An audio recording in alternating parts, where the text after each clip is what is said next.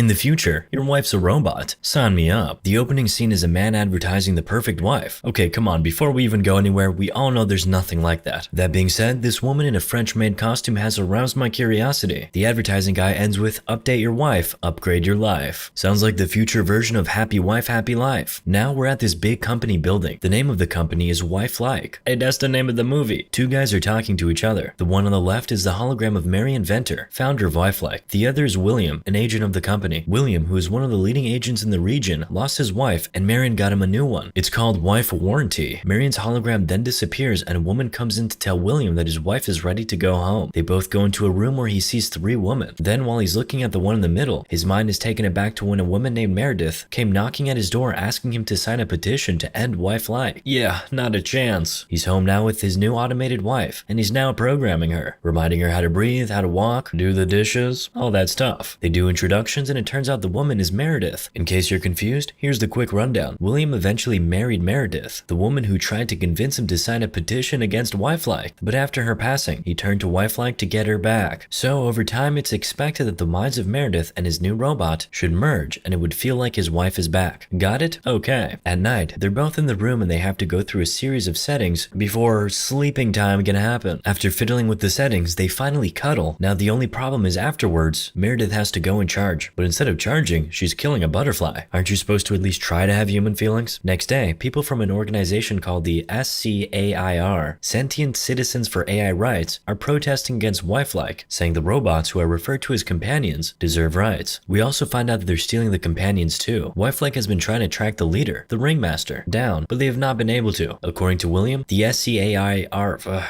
okay, we're gonna call them SCARE. The SCARE guys are baddies who reprogram the companions to basically act like bombers. That sounds like a lie. While he's explaining, Meredith serves him vegan breakfast and he's asking where his bacon is. She explains that she can't give him meat because a companion can't cause direct harm to their owner. And of course, you know, bacon will kill you. That's a load of horseshit. William says to hell with that. He wants his bacon. She says cool, but he has to sign a waiver first. And he says okay. He'll live to regret that. He goes off to work while she's trying to get used to being a human woman. At work, William is recognized as the agent with the most recoveries. And we quickly notice this guy named Jack. You can tell he's William's friend and rival. He came in second and they banter over that for a bit. The woman addressing them tells him to keep working to clamp down on the scare, but be careful while at it. Later that night, we see a group of companions charging in a room. Then one suddenly opens her eyes, disconnects her charger, and leaves the room. William is already on her tail. He's given an order to wait for backup, but do these agents ever listen? He goes after the robot and manages to stop her using some electric seizures. They get to talking. Her name is Wendy and all her services have been disconnected. She then reads out all the vitals of a man named Jason Wilkes. She's literally telling William about his blood pressure. What's he gonna do with that information? Anyway, she tells him that there are two more companions inside and another man apart from Jason. So William goes into the building. He sees one guy punching the air and decides the gun would be overkill. He keeps the gun back and punches the man in the face. Jason comes out with the companion he is using as a human shield. Or should I say, robot shield. He tries to shoot William, but before he could draw his gun, William clapped him with 3 shots. Easy. After all danger has been neutralized, Jack enters. Always coming in second, Jack. William asks him to take care of them and he leaves. Back at his house, Meredith starts charging and goes into dream mode, where she meets Ido, her interactive dream operator. In the dream, it's her birthday. She's first with William, and then a twin woman named Liddy comes to take her away for a dance. Liddy is introducing her to everybody and telling her that everybody in her dream can be whatever she wants them to be. Then a guy in a mask hands her something that he says will help her remember. She asks him what it is, but he walks away without replying. Based. We're back to the real world and William is bringing the companions he rescued back to the company building. The next day, Meredith is asking Ido who the masked man is, but even he doesn't know. She's now asking him to open up about Meredith's hobbies. There's reading, yoga, dancing, exercising, all the typical wifey activities, but there's no knitting. She's compelled to knit for some reason though, so she starts doing just that. Now she's out in the woods on a bike. Where you going, robot woman? Oh, looks like she's had an accident. She meets a strange woman who tells her they're running out of time and they need her to remember. That's all she says before she walks off. Meredith goes back home and tells William about it, but he just said it's women being jealous of companions and continues cleaning her up. Later, they're out in the garden looking at the trees, and William tells her that this used to be her favorite place. Then she says she has a gift for him and he points out that she just used I instead of saying Meredith, so that means they're merging. She now has a concept of self, progress. Most humans aren't even self-aware. The gift is a pillow she knitted earlier, but William points out that Meredith never used to knit, then starts telling her a story of the first time he met her. She was on a park bench reading a book. After the nostalgia, he kisses her and they say, I love you to each other. Cannot relate. Then we see Meredith in her charging pad reading Meredith's diary. In it, she's saying William is the man of her dreams and all that sweet and mushy stuff. Again, I cannot relate. After reading, she goes into dream mode. She updates Ido on the progress she made today and he takes her into a dream of when she she first met William. Only that man is not William this time around. It's the masked man. When the man attacks her, William wakes her up and comforts her. She's asking him who the masked man is, but he says it's nothing. For some reason, I doubt that. Now, she's on his bed while he's going to throw out the gift she knitted for him in the trash. Now he's back in bed sleeping, and Robot Meredith looks over some recorded videos. The first one we see, they're in a tent doing couple stuff and saying I love you to each other again. By the time William wakes up, Meredith is already up and looking out the window. Next thing, she starts singing for him in Italian. He's now off to work looking for another companion, Lisa Musser, who has been missing for over a year. He walks into an establishment and asks for her from the first woman he saw, and it turns out that that's the woman he's looking for. He believes she was stolen, but she insists she wasn't. She's saying she ran away from her owner on her own, and she'll do it again. Why? She doesn't love him, no matter how many times she'll be programmed to. She begs not to be taken in, but William says he just has to do it. She stands to go say goodbye to a friend, but then she decides she'll rather die free. So she runs away and jumps off the building. Over at William's house, the woman from the bicycle accident is sitting on the couch, and Meredith is shocked to see her there. The woman basically tells her that she needs her to wake up, then tells her she needs to meet the masked man that showed up in her dreams. Meredith tells her what William told her, and what was the woman's response? Men lie. Come on, can we ever catch a break? I'm not saying you're wrong, but still. Anyway, Meredith warns the woman to leave immediately, because the conversation is being recorded and William will see everything, and she says that's even perfect. So she just begins addressing William directly. She says she looks forward to meeting him, and Keen looks forward to seeing Meredith. Keen is the masked guy, by the way.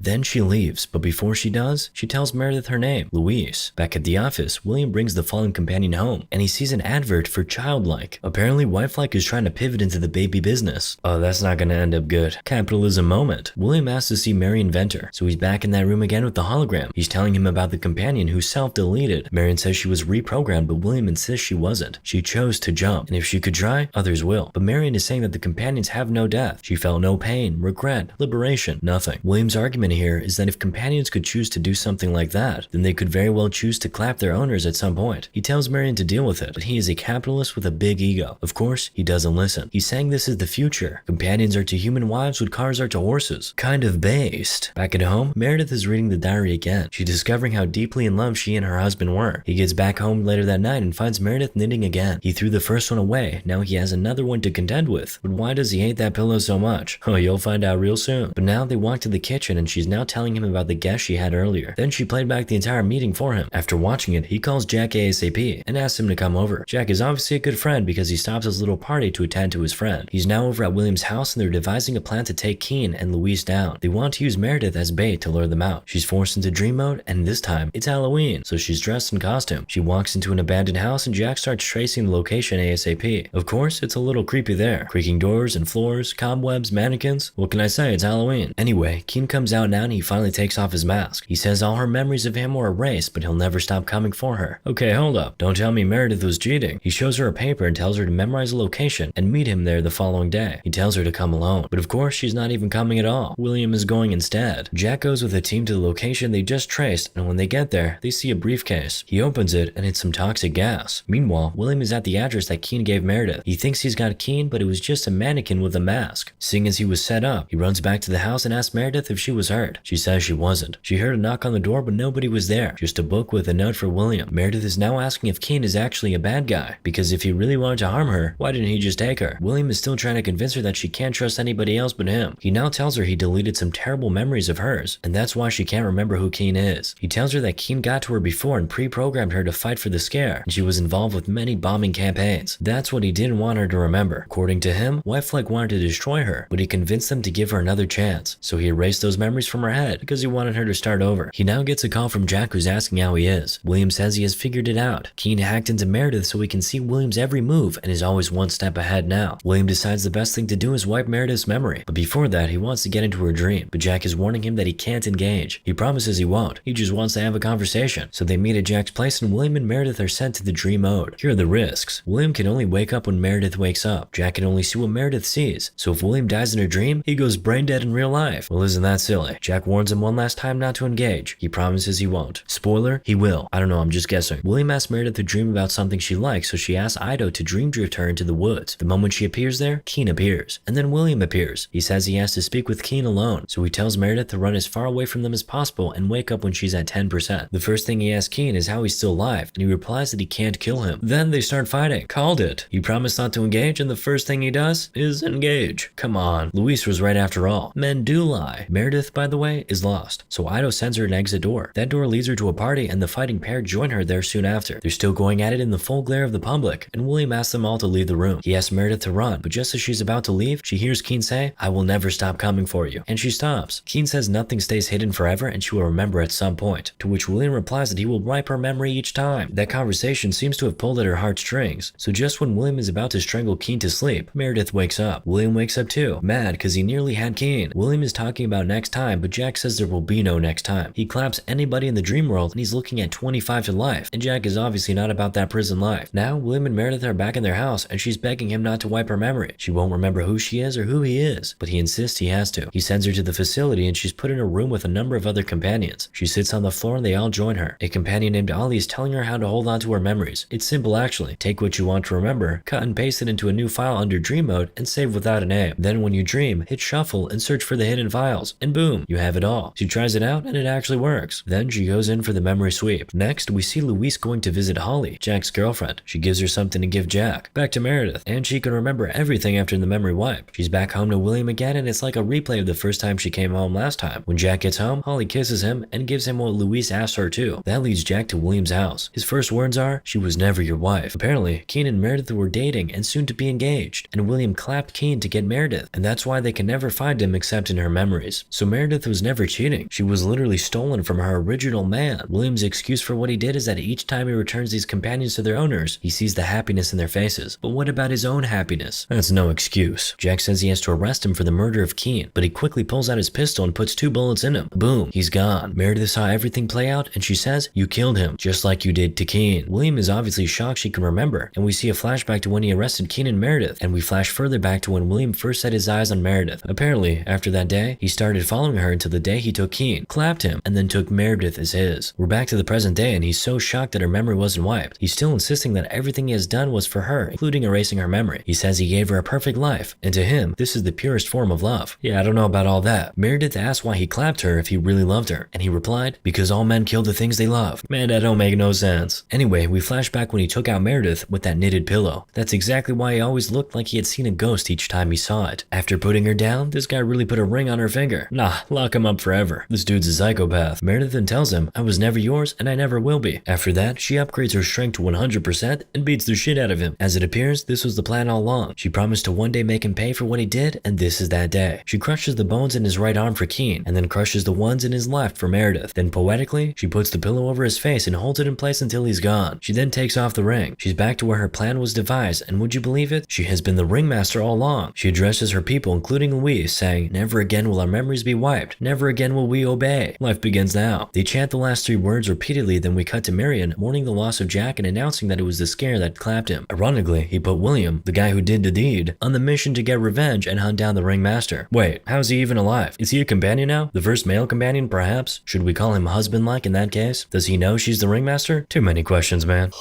Moral of the story? Elon Musk. This did not make any sense. Anyway, subscribe.